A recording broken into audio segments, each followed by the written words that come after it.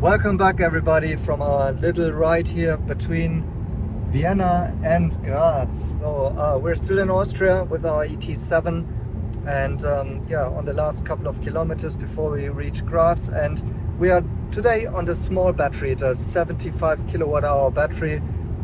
And if you've seen our last video, we had this little tiny spark of range anxiety going from Munich to Vienna, which was a 400 kilometers plus trip, but I would say this 75 kilowatt hour battery is actually a great thing to have, even in this large vehicle, which this ET7 certainly is. It's a very energy efficient car. So actually I think even with the smaller battery, it's very enjoyable and not a big deal regarding doing trips like between cities like we are doing it today.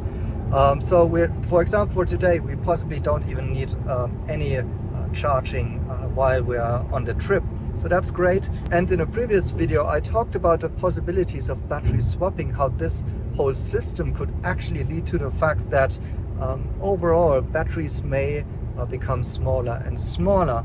And what I meant by that is the case that battery swapping gives you this flexibility to opt for a long-range battery whenever you need it. And that's something that only NIO can do, of course.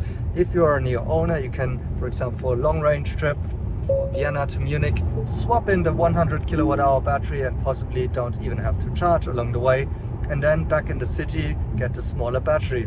And I think the smart thing for China to do would be to implement a regulation for taxing larger batteries actually. So I think this industry trend towards smaller batteries should be facilitated from a regulatory side, and that of course would give NIO a huge advantage.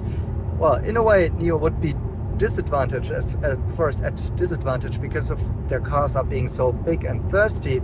However, just how I explained it with the battery swapping, it's actually not an issue because you still have this flexibility. And vehicle owners could just start buying the 75 kilowatt hour battery, which is perfect for 80 to 90% of all use cases, and still have the flexibility to swapping the larger one if needed.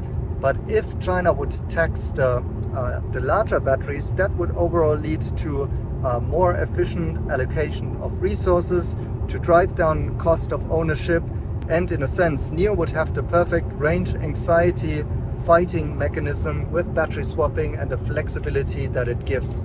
And as you know, with the subsidies, such kind of economic incentives are quite powerful in China. And if that were the case, similar to what I've talked before with the legislation about battery recycling and also the ability to quickly get rid of an old battery and recycle it, if that were also to come as a regulation towards facilitating smaller batteries, that would be a great deal, not only for the environment and the resource saving, but certainly for NIO and its business model. I hope you enjoyed this little idea spark. If so, please leave me a like and a subscribe, and then see you in my next videos.